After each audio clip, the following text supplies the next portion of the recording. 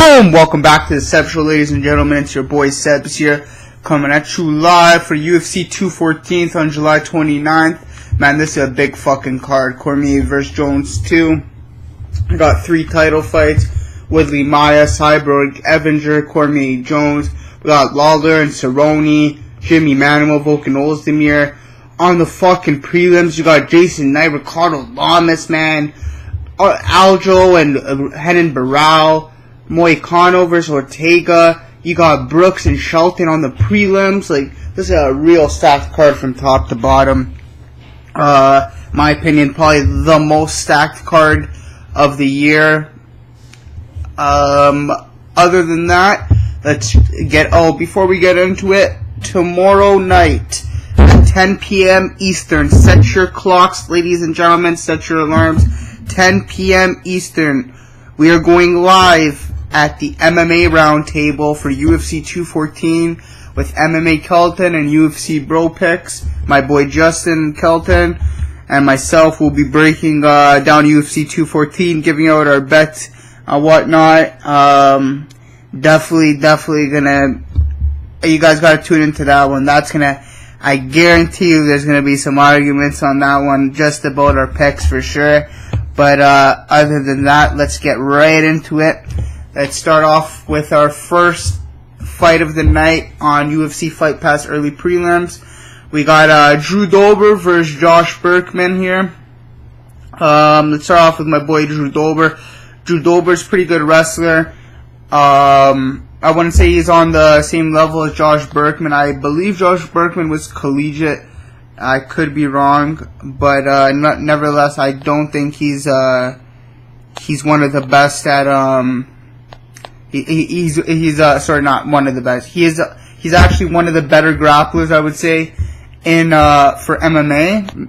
But compared to Josh Burkman's just got a real nice man. I want to say he's a collegiate wrestler, but I'm really not sure. I gotta search it up now because it's pissing me the fuck off.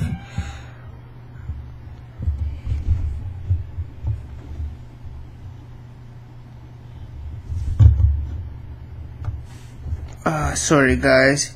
Skip 10 seconds ahead like we usually do. This guy has to be fucking collegiate though. You know what? Fuck him. He can go fuck himself. He's not even collegiate, is he? He was class 5A all-state third baseman of a baseball team. That's the fuck I got. Oh, he played football. Ultimately okay, so he played football for the University of Utah or some shit, and he dropped it to join mixed martial arts. But Burkman, man, a little bit older in the age here. Like, you don't know exactly what you're getting out of both these guys here, but I feel more confident on Drew Dober's side. I watched him get submitted by Olivier Aubin-Mercier at UFC 206. I watched that shit live. Wasn't a good matchup for him to begin with. I think OAM is just like a really, really top level grappler. Way better grappler than Dober and Burkman. But I think Dober's going to have the grappling chops to stuff any takedown Burkman throws at him. And if he doesn't stuff it, he'll be able to get back up. And if they stay standing, Dober's really gonna pick him apart. His movement's fucking gorgeous. He's trains at Team Elevation with Dwayne Ludwig and Joseph Benavidez and all those guys, TJ Dillashaw and whatnot. His movement is real crazy. He's got some really nice combinations that he throws on the feet. So the pick here is Dober, guys. I'll go with Dober by decision. I got 0.75 units on Dober overall, parlayed with a couple things later in the card. But yeah, I got 0.75 units on him, and the pick is Dober here by decision. Next up, we got Eric Showtime Shelton versus Jared the Monkey God Brooks. And let me tell you, I am so fucking pumped up for this fight. I'm going to give you guys a thorough fucking breakdown of this one. Alright, so pretty much last night, or even during the day yesterday, During the day, I interviewed Eric Shelton. Eric Shelton was a great interview, man. I didn't get to post the interview, unfortunately. The audio was all fucking distorted. I think my microphone volume was way too loud for the playback.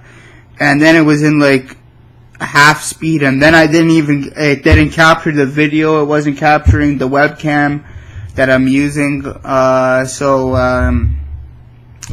was a problem there. Couldn't upload the video there. But I at least from my perspective, I'm gonna tell you pretty much exactly what he said to me and how our interview went down. I pretty much asked him everything. A couple things that stuck out to me is he switched back to Team Sprat MMA from Team Elevation with Dwayne Ludwig and all those guys. He said it was he didn't say it was too striking oriented, but he said he didn't focus on his wrestling as much, and when his first fight came about, it was in Colorado against Pantoja, and like he found himself wrestling a little bit, and he said he seemed gassed by that, so he said he's been working on his conditioning and whatnot with the Sprat brothers. He went, I believe, undefeated with Team Sprat beforehand, so he's back. He's happy to be back there. Other than that, I was asking him, like, how is he gonna deal with Jared Brooks' wrestling and whatnot. Was telling me like he trains with some real good collegiate wrestlers, some good grapplers overall, man. And like let me tell you, Eric Shelton's definitely no slouch. He's good, and he even said in the interview, man, I can fight wherever this fight goes. And that's definitely true, man. This guy's stand-up is serious. It's definitely legit. A lot of people, I'm a little bit biased. I had Shelton against Pantoja in that fight, so I'm a little bit biased there. But I do think he edged out a split decision to his favor, even though they gave it to Pantoja. In my opinion, I think it went to Shelton.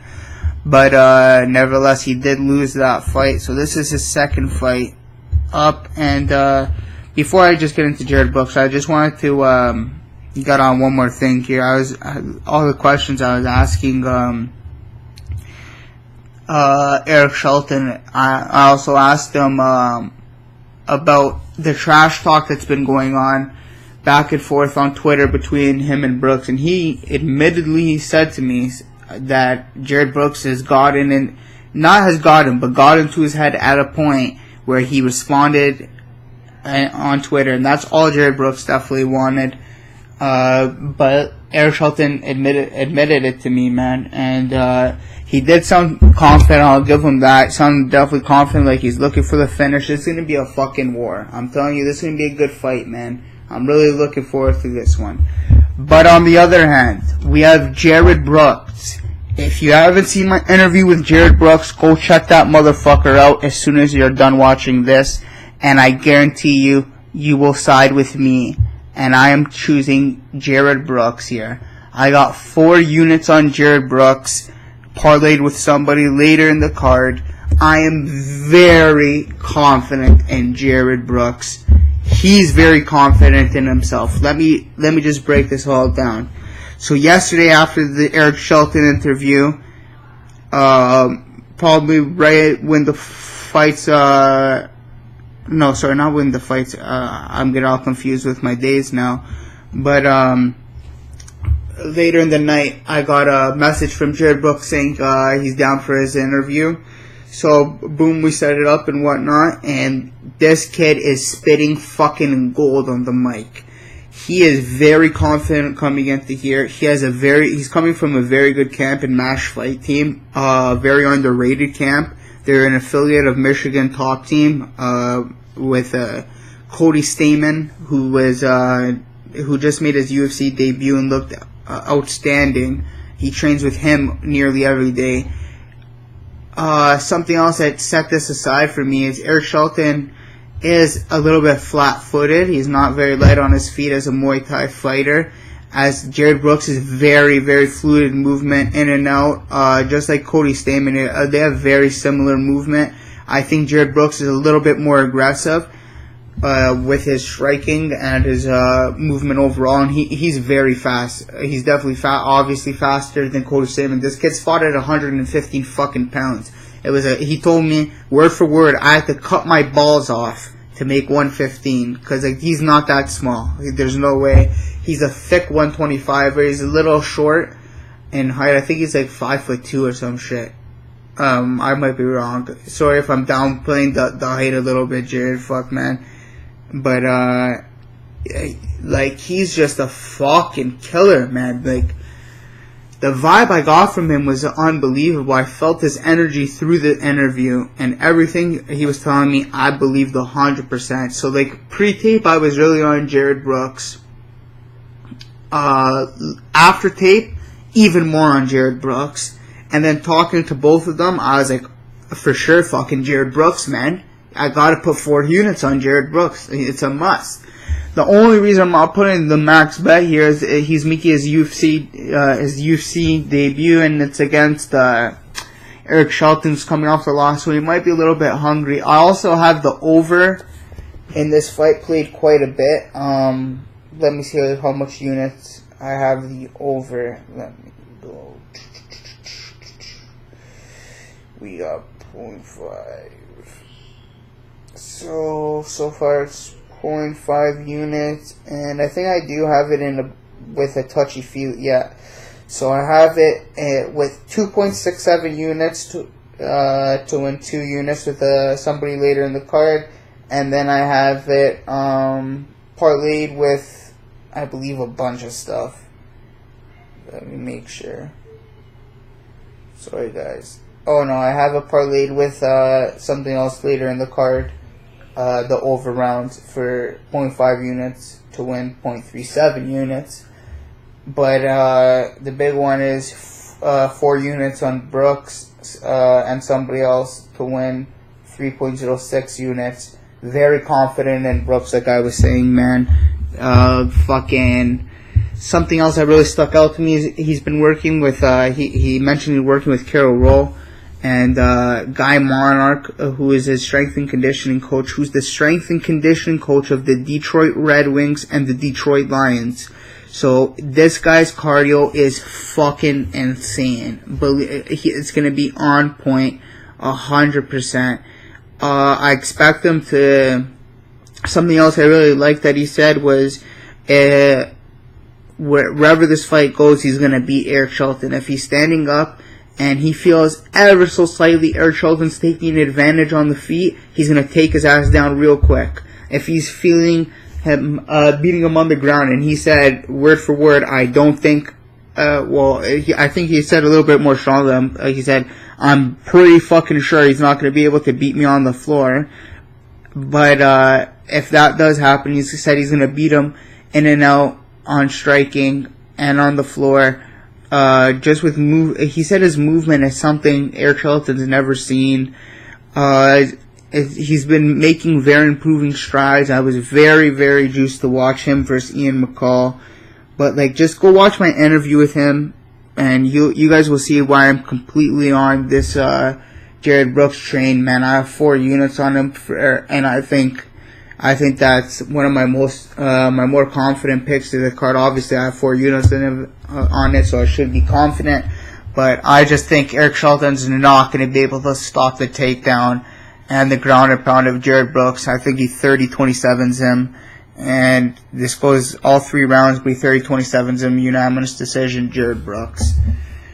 On to our next fight, we got Kaitlyn Curran versus Alexandra Albu. 2 fucking dime people. Oh my goodness. I just saw Kaitlyn Curran's record. I did not know that was her fucking record. Her record is 4-4 and she's still in the UFC. So if she loses this, she's getting cut, guys. She's getting cut. Before I even knew this fight, before I even knew her record, I was like, oh, if she loses this fight, she's definitely fucking getting cut. I see her fucking shits at 4-4. They're keeping her around because she's gorgeous. That's the only reason. That's the only fucking reason. 100%. She's like a Paige Van Zandt with way less fucking talent. She is not at the credentials. I see 100% why people are taking Albu here. And let me just sort of talking shit about Curran. I don't mean to put anybody down by any means. She's had some. Felice Herrig was a tough fight. Now Felice Herrig fights for her. She's had some tough fucking fights for sure. 100%. I'll give her that. And she's got some good wins under her belt. But I don't know if she's still UFC caliber, especially with the talent coming into the UFC strawweight division at this point. It's just growing all the time. You got girls like fucking. I think even the girls just from last year, we'll say like Danielle Taylor, Marina Moroz. I know Marina Moroz has been here for a while, but we'll say like that girls that have just been starting to pop off. You know, like Cynthia Cavillo. Just to name a few, Jessica Andrade, the list goes on. So this is like, Kaitlyn Curran is like, this is like her walking papers if she loses this one for sure. So, I think she has to win this in impressive fashion as well if she does win. She's fighting Alexandra Albu. I'm honestly looking at both these girls on Google right now. Is this the sexiest fucking MMA fight of all time? I know Albu doesn't look the greatest right now. Go do me a favor and search up Alexandra Albu and just look at that twerking video for a little bit. And just look at the pictures of her on Google. She's fucking gorgeous. These girls are definitely in the first team all dime piece. 100% first team all dime piece, both of them. Up there with Marina Moroz and Paige Van Zandt on first team all dime piece. That's 100%. Not mad at these girls at all. First, and just for your information, first team all time piece, not in any order. And I know everyone's like, the fuck man, keep going with the fights. Yeah, you guys are hearing first team all time piece because you guys want to hear first team all time piece for sure. Sexiest girls in the UFC. I would say first, before it was, had to throw Miesha Tate in there. I love how I just had to jump off topic, but I have to throw Miesha Tate in there. But first team all dime piece, I'm going with both these girls are first team all dime piece. So Kaitlyn Curran and Albu, Marina Moroz, Paige Van Zandt, and then you gotta go with Pro Gonzalez with the fake titties. Jeez, fire. That's first team all dime piece for sure. But we got Albu, nevertheless, and Albu's she's legit. That we both times we've seen her fight, she's looked good, man. She got I think she has that submission victory in her last fight, but she hasn't fought in 2 years, and before that was another 2 years. So it was like 2013 was her first fight. I don't know why I said she's 6-0. She's 6-0. Am I reading shit wrong over here on fucking Sherdog? I hope Sherdog's not fucking me over here. It says she is 2-0, which she 2-0 or what the fuck's going on, guys?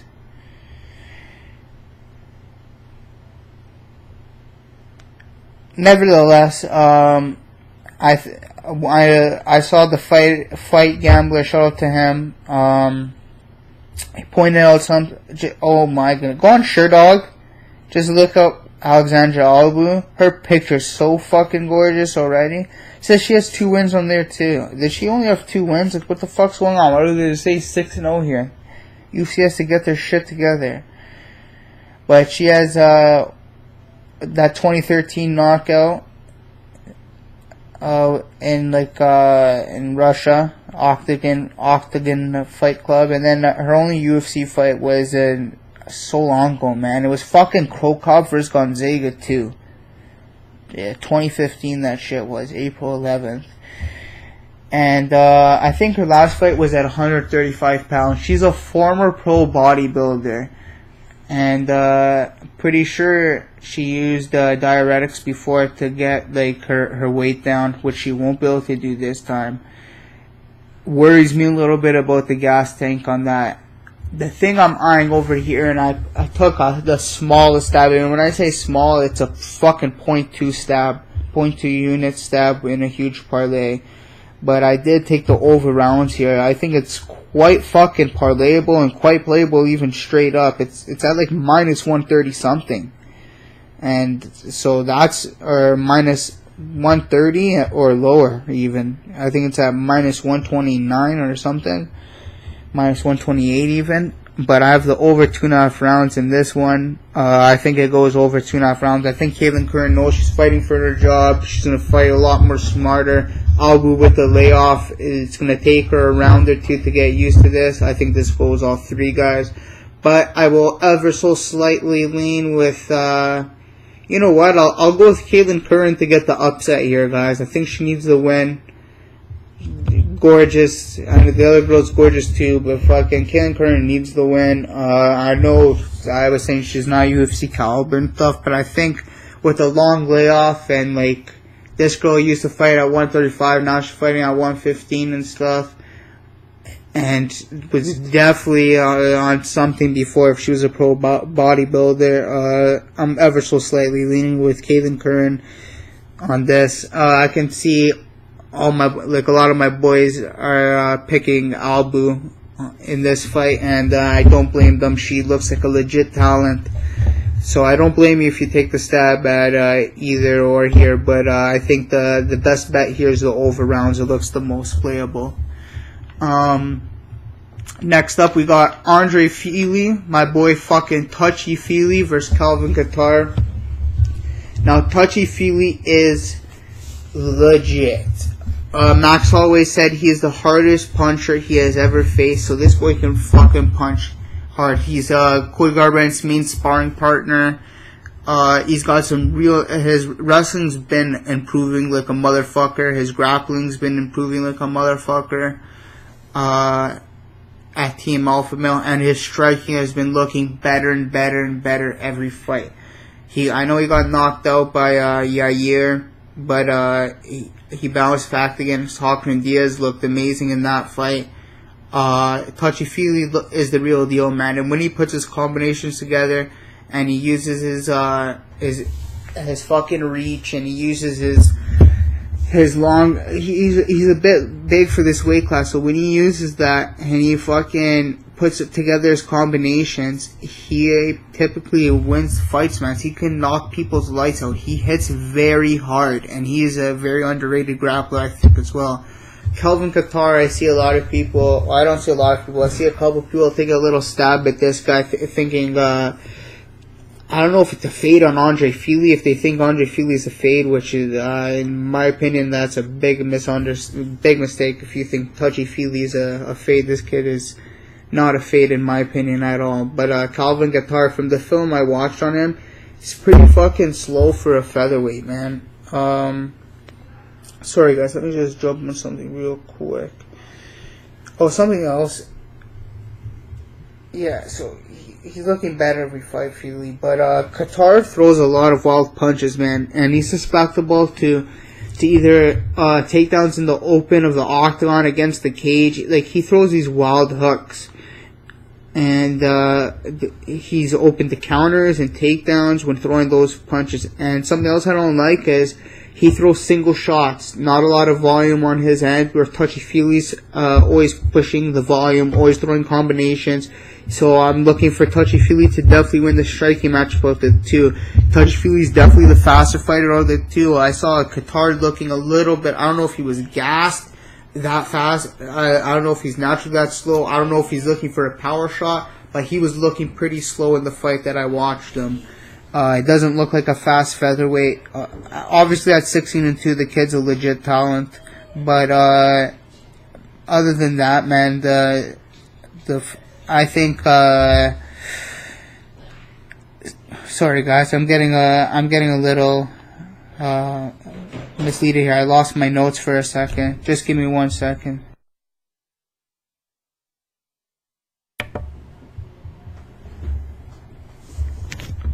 Okay. Yeah.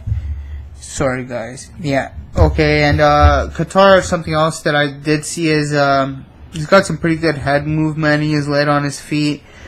Decent takedown defense. I saw him get into a pretty nice scramble where he landed on top. But his nickname's the Boston Finisher, and he hasn't finished a fight in 7 years. Just give me a second, guys. Sorry.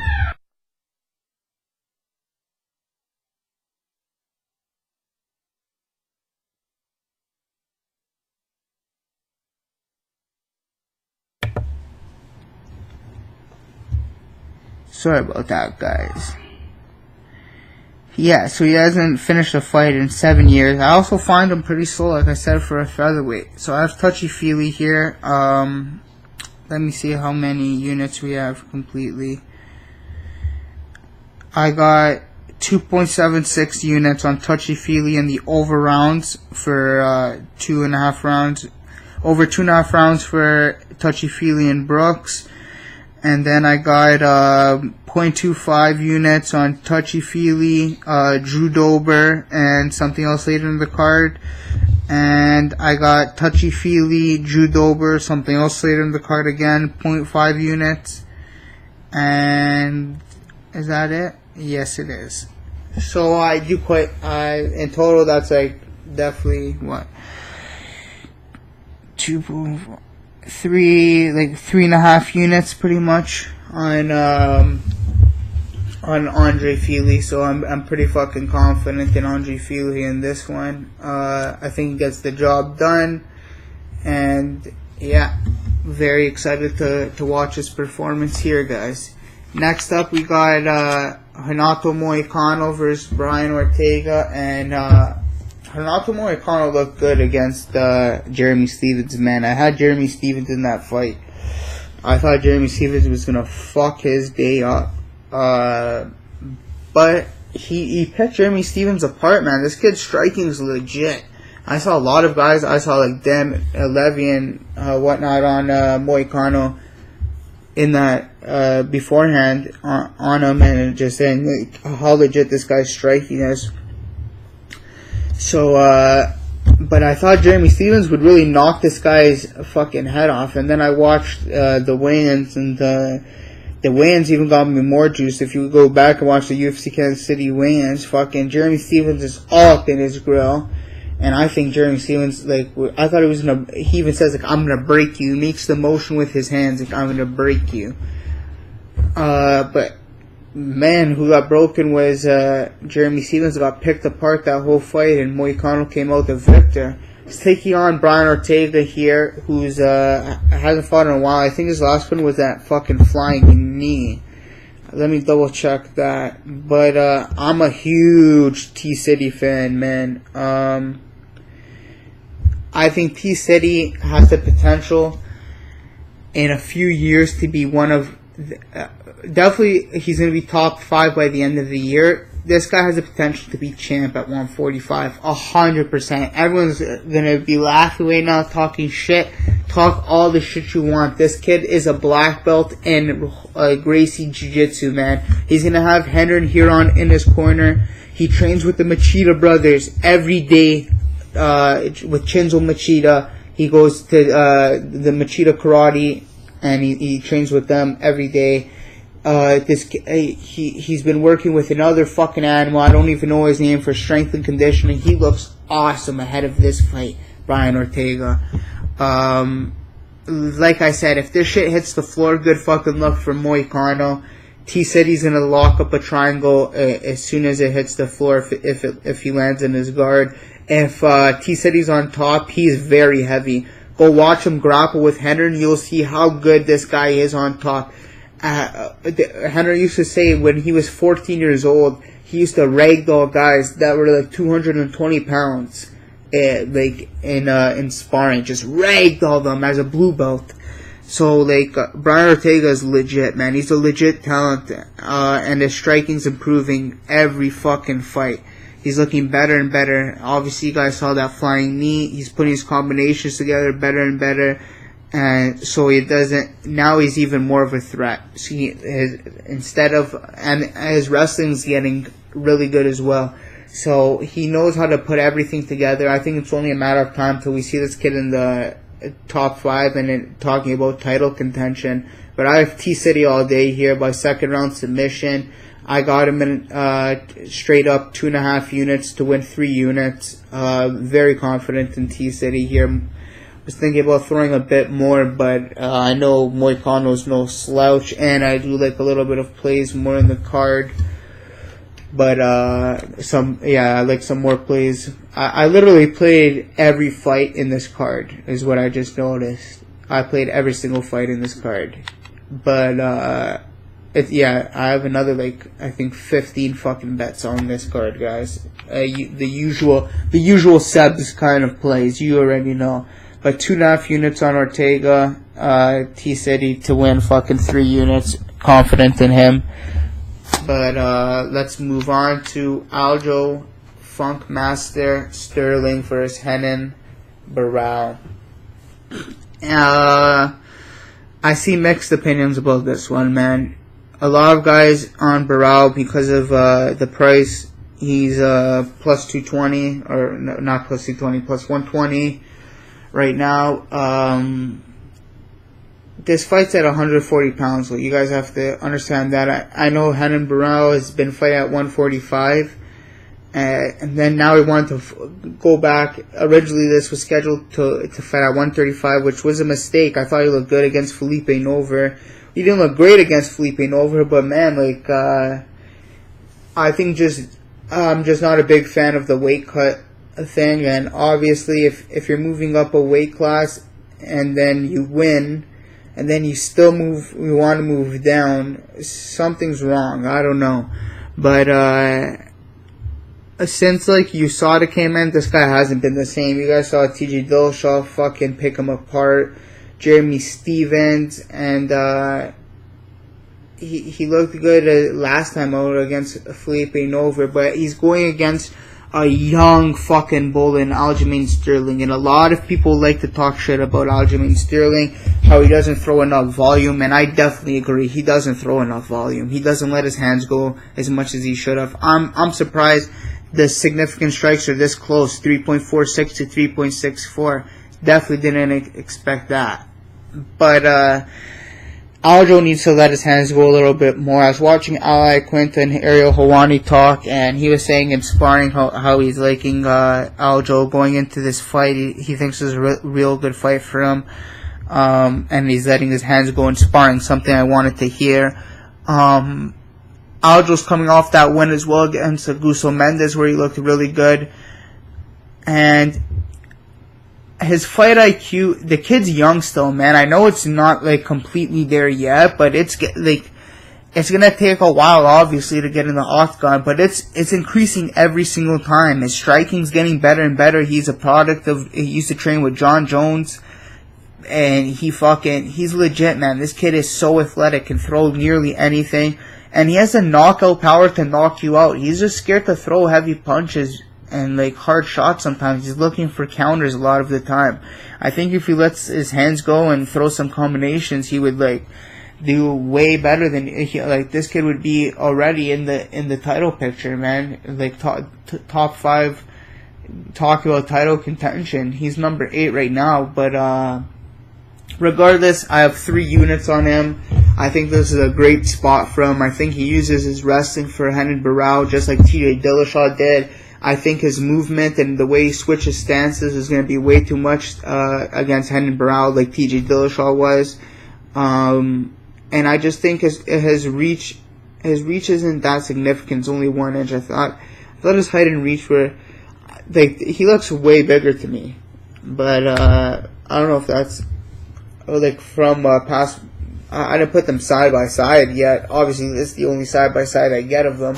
But we'll see in weigh-ins how if that's the real height advantage, only 1 inch. But Aljo looked a little bit taller than Henan Barao to me, at least a few inches. But nevertheless, I do like Aljo here. I think he's gonna put his boxing together finally. I know Henan Barao has a very good boxing as well. He's got a good jab and everything. But I think Aljo uses those leg kicks to really slow down the footwork of Henan Barao, and then he just really takes him down and controls him on the ground for 3 rounds. If not, gets the finish late at the 3rd round. So it's either a 3rd round submission or if probably a 28-9, 28, maybe even a 30-27 decision for Aljamain Sterling. But I am confident. I got 3 units on him straight up to win 2.22 units, I believe. So I am pretty confident on not pretty confident, I am very confident on Aljamain Sterling here. I just think this also being at 140 pounds favors Aljo. I think he's a big 135er, and I just think he comes in like a fucking monster here. He's I think he's a Division 2 All-American wrestler. So he's got legit wrestling, man. And training at Cerrone, there's gonna be a time where Ray Longo is going to sit this kid fucking down and tell him, hey, brother, you got to put the combinations together. I think it's this fight. I think this is his coming out party. And I think we see the best Aljamain Sterling we've seen yet. So I got 3 units on him to win 2.22 units. Very confident in that one. Next up, we got Jason the Kid Knight versus Ricardo the Bully Lamas. This is a great fucking fight, man. This might be fight of the night. This or Cowboy and Lawler. That's what even Brooke Shelton maybe. But this might be fight of the night, man. Sorry guys, but Jason the Kid Knight, I'm surprised he's only ranked number 15 here. Definitely deserves to be ranked top 10. He's gonna be, if he beats Ricardo Lamas, he's top 5 and he fucking deserves it. I'm trying to set something up with Jason Kidd at the moment. Jason the Kid Knight at the moment. I was supposed to interview him yesterday. Hopefully he messages me sometime today. If not, regardless, still very high on him in this fight. Obviously, I would be regardless of the interview or not. I think this is a tough fucking matchup for him. Ricardo Lamas is a good wrestler. He's going to put Jason Knight on his back. But Jason Knight's got a vicious active guard. Like a scary offensive guard where he can submit you from nearly anywhere. And his stand-up is no joke as well. His wrestling's very good. And he trains out of Alan Belcher's gym. Like, this kid's fucking legit standing up and on the ground. So I got 3.5 units on Jason the Kid Knight. I think this goes all 3 rounds. I took the stab at this. Oh, sorry, and the 2 fights before, I have the over rounds as well as this one. I have the over rounds in that 0.2 unit parlay. But let me see if I have it anywhere else. I don't think I have it anywhere else. But yeah, I got 3.5 units on Jason Knight to win 3 units overall. I jumped on the line a little bit early when he was like $1.83, which is like minus 123 or something. I jumped on him when he was like when he was plus money. Wish I caught him at plus money, but I didn't. But I'm happy with the line. I got 3.5 units to win 3 units. Very confident in him to win this fight. I think Ricardo Lamas is definitely a great talent, but man, I think it's Jason Knight's time, brother. So let's go to the main card now, where we have Jimmy Poster Boy Manawa against Volkan Oezdamir. Let me just start off with Volkan Oezdamir. Came into the UFC short notice replacement, I'm pretty sure, for someone, I forgot exactly who, and he fought OSP. Controversial split decision win there. I thought OSP definitely won the fight, but whatever, we'll give it to him. He then knocks out Mishka Serkinov with 1 punch. People are saying he didn't hit him, I don't know, but whatever. He knocks out Mishka Serkinov 1 punch. So he gets ranked top 5 now. Then they throw him against a fucking animal in Jimmy Manawa, who has literal 1 punch knockout power. Volkan is a very good kickboxer, don't get me wrong, but he got rocked a couple times in the OSP fight, it looked like. And Jimmy's, I know, had his chin issues as well, where he got knocked out by Anthony Rumble Johnson, but who the fuck hasn't? You know what I mean? His 2 losses are to Anthony Johnson and Gustafsson, somebody who he trains with now, and he saw the improvements he needed, and that's something else that is huge for me. Is Jimmy Manawa went to go train with the guy, or I think Gustafsson brought him in for I forgot for what exact matchup, but he brought him in for a matchup, and they've been training ever since. So it speaks to levels. I'd love to see where Jimmy goes from here if he does win this fight. If he fights Gustafsson, that'd be really cool to see if they can push the friendship inside and throw down.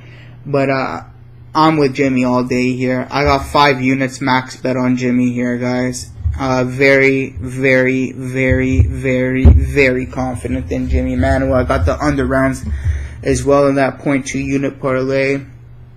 So I got 5 units on Jimmy Manuwa and somebody later in the card to win, let's see, to win 3.64 units, and I am very confident in him. Volkan's a good kickboxer, don't get me wrong, but Jimmy Manuwa, the way he cuts off angles, he uses his boxing is unbelievable. He's a great, great boxer. His movement's amazing. His wrestling's improving every time he goes out there. His grappling's getting better and better. I don't expect Volkan to be shooting for takedowns. I think he wants to stand up and bang with Jimmy, which is going to be a big problem for him. I think Jimmy fucking cracks him and puts him to sleep real quick. So I got a max bet on Jimmy Manuwa here, and I'm very confident about it, guys. I'll go with first round knockout Jimmy Manuwa. Yeah, so 5 units on Jimmy Manuwa, guys. Next up, we got Robbie Lawler versus the Arnold Cowboy Cerrone, and this fight was supposed to happen at 2:05, didn't take place. Was supposed to happen at 2:13. Cerrone needed a little bit more time. The first time was Lawler, second time Cerrone, finally and hopefully taking place at UFC 214. This might be your fight of the night, guys. I had no idea how to play this at the beginning, and then I'll tell you straight up, I played the under rounds here. I think somebody's going to be knocked out here. Both guys have obviously have their chin issues, been through wars, both of them, especially Robbie Lawler. He's been through fucking wars. Just got knocked out by Tyron Woodley a while back. That was his last fight, so he's taken a good amount of time off, which I do like to see. And I think both these guys don't spar anymore, to my understanding. They just hit focus pads and whatnot and go through simulation sparring, so they're not taking wear and tear through fight camp.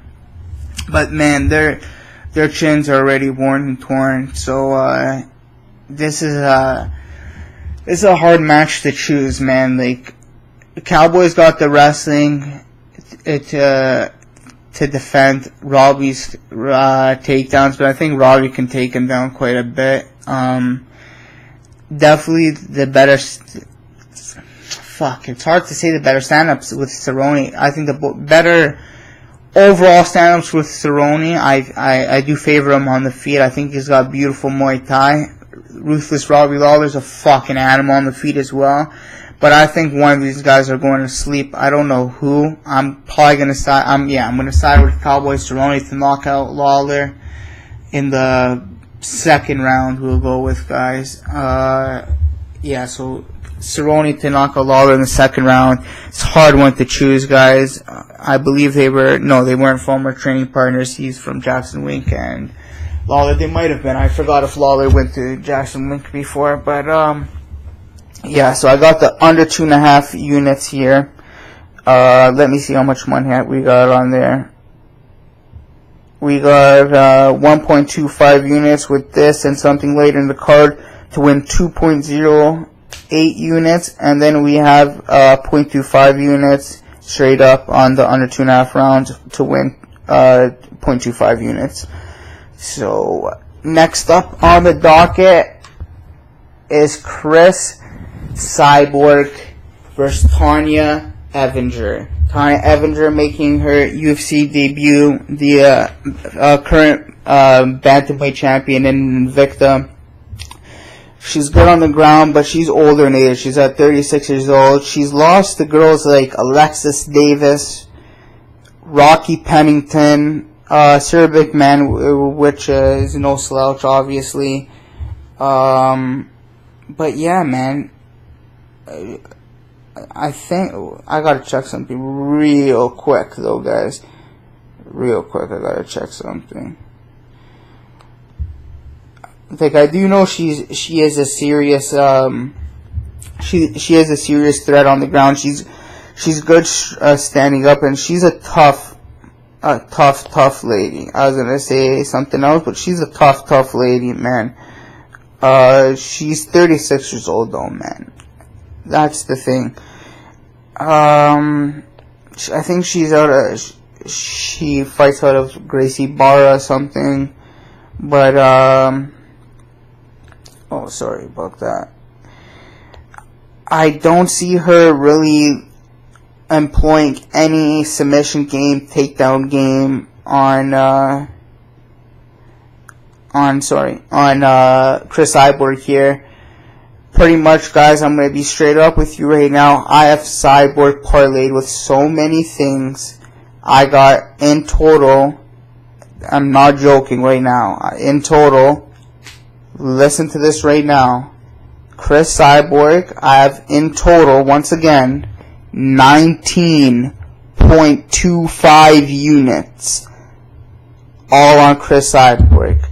Chris Cyborg, I have her parlayed with Jimmy Manawa. I got Chris Cyborg. Let me just run through everything I got Chris Cyborg with real quick. Chris Cyborg, and Manawa 5 units to win 3.64 units. Chris Cyborg and somebody later in the card 4.75 units to win 3.21 units. Chris Cyborg and somebody later in the card 5 units to win 2.56 units. Under 1.5 rounds for this fight. Under 2.5 rounds for a fight later in the card. 3 units to win 3.77 units. Under 1.5 rounds in this fight. Under 2.5 rounds in the Cowboy fight. 1.25 units to win 2.08 units.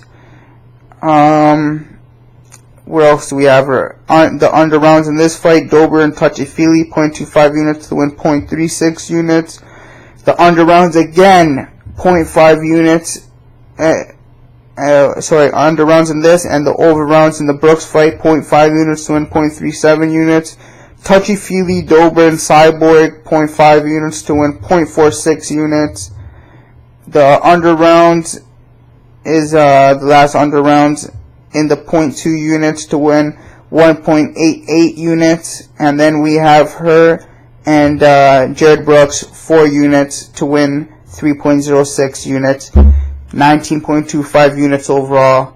Don't see her losing this at all. Obviously, I would not put that much fucking money on her if I saw her losing this. Chris Cyborg is a fucking beast. This girl, if she makes it past the first round, will astonish me. I know she is tough, but Chris Cyborg is fighting at 145 pounds, not 140, so she doesn't have to make that extra little weight cut. There's still a big weight cut for her, but you have to notice they made this division for Chris Cyborg. This featherweight division is going to be built around Chris Cyborg. They gave her Megan Anderson, which I thought was going to be a stiffer test than Tonya Evinger, but then I thought about it. Tonya Evinger might be a harder test. Nevertheless, Chris Cyborg, I still see her knocking her out in the first fucking round. I see Chris Cyborg doing what Chris Cyborg does, going out there, forward pressure, knocking her out in the first round. She's just going to put an outstanding amount of pressure. She is so strong. Chris Cyborg spars every fucking day with Gabby Garcia, who's 250 pounds, and literally spars with Gabby Garcia and fucking all the guys. Go look at the video of her powerbombing Tito Ortiz when Tito Ortiz had a triangle choke on her. She is so strong. If Tonya Evinger tries anything on the floor, I think, and she's a black belt in jiu-jitsu as well, man. She comes from shoot the box. She is fucking dangerous. Her hands are going to be looking crisp. I'm very sure of it. she's ever since she came into the UFC, the angle she used to never do that. She would just blitz forward and knock you out. Now her boxing is looking unbelievable. Working with Perillo has worked wonders for her, and I don't see her losing this fight. This is a first round knockout for Cris Cyborg. I am the most confident I've ever been out of any fighter ever on Cris Cyborg. Like I said, 19.25 units overall. Talk shit all the fuck you want. I don't give a fuck. Talk so much shit in the comments about this, guys. I really don't care about anybody's opinion on this fight. I don't give a fuck. I think Cris Cyborg just knocked it out in the first fucking round. If you have a different opinion, good for you. Cris Cyborg, first round knockout. Sorry if I got a little aggressive there. I love you guys. Next up, sorry, I got all juice there. I got all fucking pumped. I'm sorry, but I got all juice. Cris Cyborg is definitely getting that one. And why is it do they have a picture of Tanya Evinger there, but not like a fucking actual Photoshop? That's a little weird. But next up, we got Tyron Woodley versus Demian Maia. I was on Demian Maia against Jorge Masvidal when a lot of people were thinking Masvidal was going to have that. I got plus money on Maia. I think we had 4 units overall on him. Very profitable. I thought he was going to get the finish against Masvidal, honestly. I thought he was going to choke him. There's points where Masvidal just defended the submissions really well. You can see he came in very well prepared, and he was, after the first round, defending the takedowns very well. The only problem was I don't think he was ready for these chain takedowns. Like, Demian Maia would jump, literally, like, just throw himself into half guard, try and grab one leg, and he would just chain a takedown attempt from half guard and end up taking Masvidal's back or getting some sort of control on the floor. I don't see that happening one little bit here with Tyron Woodley. Tyron is a fucking animal. Division I All-American wrestler. He's an amazing, amazing wrestler. And he has one-punch knockout power. He's the welterweight champion for a fucking reason. He solved the Wonder Boy puzzle after 2 fights. You can say whatever you want about him, but I had Wonder Boy. I took Wonder Boy in both those fights, and I lost both times. Tyron has power in his fucking hands, and his wrestling's no joke. He's not going to want to take this to the floor. I know that's for sure, but it's going to be where Demian Maia is constantly shooting, and he better be ready for a 5-round war of constantly shooting if he wants to, but I don't think it's going that long. Constantly shooting, and Tyron Woodley is going to be preparing like a motherfucker. And you guys have to know, Tyron Woodley knew before Demian Maia. I'm sure Demian Maia and Jorge Masvidal both knew too, but like, they pretty much told Tyron, hey man, you're getting the winner of Masvidal Maia at 214. Start preparing. That's why he said he couldn't announce the opponent for Champ Camp. Sorry guys.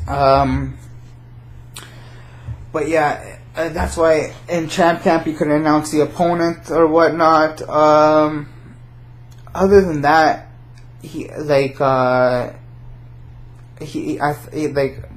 thought he knew a little bit before, so he had the advantage of preparing for. He didn't really. There's nothing special that you need to do for Masvidal. I know his striking is a little bit unique. Other than that, he's a wrestler, boxer. You know what I mean? Something Tyron's seen. This guy's, I guarantee you've been training with some of the best jiu-jitsu fighters or practitioners. You can believe Tyron is that type of guy to go to any camp to get the best training there is.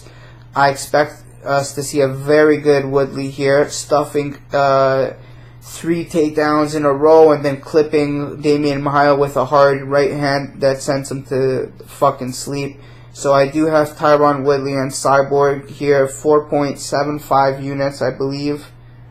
4.75 units to win 3.21 units. And then I got the under rounds for the Cyborg fight and the under 2.5 rounds in this fight, 3 units to win 3.77 units. Confident in both guys. I think Tyron finishes this fight before the second round, or before the third round starts. And I don't think Damian Maia has, I think if he does get him down, Tyron's going to work to get back up pretty quick and do his damage on the feet and knock him out. So last but not least, we'll go to our final fight. And we have the return of John Bones Jones versus Daniel Cormier for the UFC Light Heavyweight Championship. And by the way, sorry, the Cyborg fight was for the vacant Featherweight Championship. This one's for the Welterweight Championship, and obviously, and then this one's the Light Heavyweight. In case you didn't know, if you didn't know, then what the fuck are you guys doing? But nevertheless, we got John Bones Jones versus Daniel Cormier, and early money coming in on John Jones. I see some people taking DC, or thinking about taking the stab on DC. I'm gonna tell you guys straight up, I max bet John Jones and Cyborg. I max bet. I think to win, Jones and Cyborg 5 units to win 2.56 units. Very confident in John Jones here. If you go back and rewatch that first fight, he won 49-46 clear, maybe even 50-45. He might 50-45 him in this one. He might even finish him. His jiu-jitsu, a lot of guys are saying he's going to have ring rust. Bro, this guy's been competing at Submission Underground, been doing jiu-jitsu like a motherfucker. His jiu-jitsu is going to be on point. You're going to see the best jiu-jitsu you've ever seen from John Jones. I think he wants this, and he's hungry. He's hungrier more than now than ever. He's kind of Daniel Cormier's kryptonite. He took Daniel Cormier down 4 fucking times or something like that. Daniel Cormier was struggling to take him down more than once. You know what I'm saying? Like Daniel Cormier, we've seen him with problems, with cardio problems. John Jones, not so much. I guess in the later rounds at some points. That OSP fight, a lot of people say he looked real. Oh, John Jones looked bad. He couldn't finish OSP. Man, OSP's a real fucking talent. He's fucking legit. OSP, okay?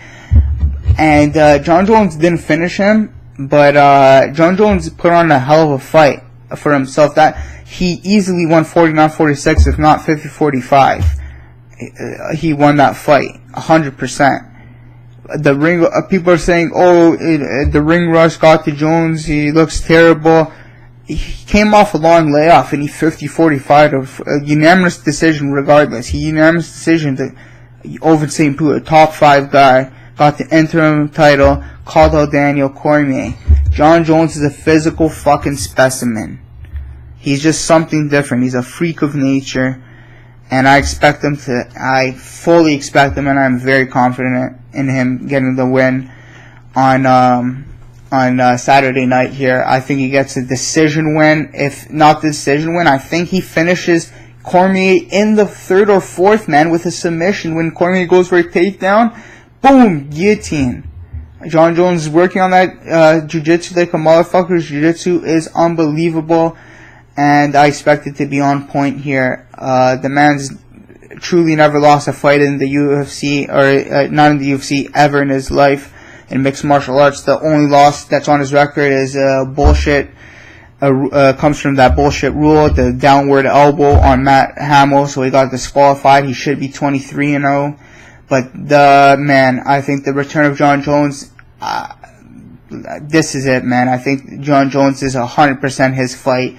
I don't see him losing this at all. I think this is my, next to Cyborg, this is my most confident pick by far, guys. So, let's go ahead and recap all our bets. We got Jason Knight, 3.5 units to win 3 units. We got Jimmy Manuwa and Cyborg, 5 units to win 3.64 units. We got Woodley and Cyborg, 4.75 units to win 3.21 units. We got Jones and Cyborg, 5 units to win 2.56 units. Under 1.5 rounds for Cyborg. Under rounds for Woodley, 3 units to win 3.77 units. Under rounds Cyborg. Under rounds Cowboy, 1.25 units to win 2.08 units. Holy fuck, I'm throwing out numbers like an accountant right now, guys. Bryan Ortega, 2.5 units to win 3 units. Aljamain Sterling, 3 units to win 2.22 units. Touchy Fili, Over rounds Brooks 2.76 units to win 2 units. Under 1.5 round Cyborg Dober touchy Fili 0.25 units to win 0.36 units. Under round Cyborg. Over rounds Brooks 0.5 units to win 0.37 units. Touchy Fili Dober Cyborg 0.5 units to win 0.46 units. Under 2.5 rounds Cowboy 0.25 units to win 0.25 units. And then over 2.5 rounds Albu. Over rounds Aljo. Over rounds Jason Knight. And sorry, I didn't write that one down, but I know I have it. Jason Knight. Over 2.5 rounds T-City. Under 1.5 rounds Jimmy Manawa. Under 1.5 rounds Cyborg. 0.2 units to win 1.88 units. And then we got 4 units, Jared Brooks and Cyborg to win 3.06 units. So that's all my bets overall, man. It's like 15 bets. And I'm fucking confident in all of them, or else I wouldn't have placed it, obviously. So yeah, very confident in this. Hope you guys enjoyed the breakdown. Hopefully I can get an interview with my boy Jason Knight sometime soon. If not, enjoy that Jared Brooks interview. Hopefully coming with more next week. Until then, you'll catch me tomorrow 10 p.m. Eastern Time live on the Roundtable with MMA Kelvin and UFC Bro Picks, my boy Justin. So 10 p.m. Eastern on at MMA Kelton's channel on YouTube. You can watch me live there, break down the card and give out my bets once again. And big shout out goes to MMA Kelton. Thanks for having me on the Roundtable. UFC Bro Picks. Dan Levy had half the battle. Will Martin, Levi MMA, Lucha Bone. Lucha Bone is real good for some DraftKings strategy, man. That guy knows what he's doing, and he always gives me the shout-outs. I gotta give the love back to Lucha Bone. James Lynch does some great interviews. I truly try to emulate his interviews when I do mine. Who else the MMA Genius, Ricky from Bro Picks as well. And my man Rockstar Z, who is taking a break from, hopefully it's just a break from us from a while, and hopefully we get him back soon. But nevertheless, shout out to all. If I missed anyone, I'm trying to think right now if I missed anybody. Shout out to everybody though. If I missed your name, sorry, I love you. You guys are the fucking kings. But thank you to all. Retweet this, subscribe, follow, shout me out, follow me on Twitter at the Sebs Show. And yeah, let's cash these motherfucking bets, baby. Woo! Let's get it.